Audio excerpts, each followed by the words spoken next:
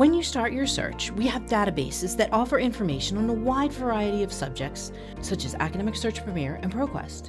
We have databases that offer articles and content only about specific fields of study, such as nursing, law, biology, psychology, etc.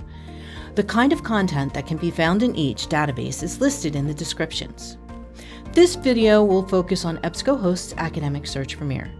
This database is a general subject database with a wide variety of topics. Just below the search boxes, you will see several options to limit your search. You must always check off the box that says full text, no matter what your search is for. You need to have the full article in order to use it as a reference or citation. In the first search box, type a subject that you want to do a search for. Let's try inflation. Type that in and then click search.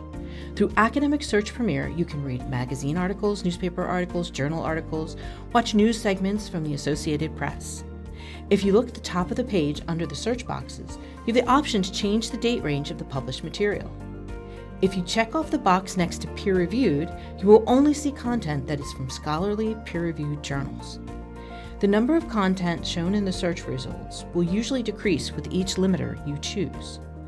Once you have found your article, you'll want to save a copy of the article. Each database has a way for you to download or save a copy of the article. These choices are usually found at the top of the page.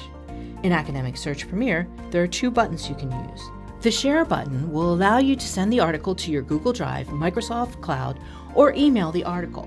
The Download button will download the article directly onto your computer. If you're not at your personal device, the first options would probably work better.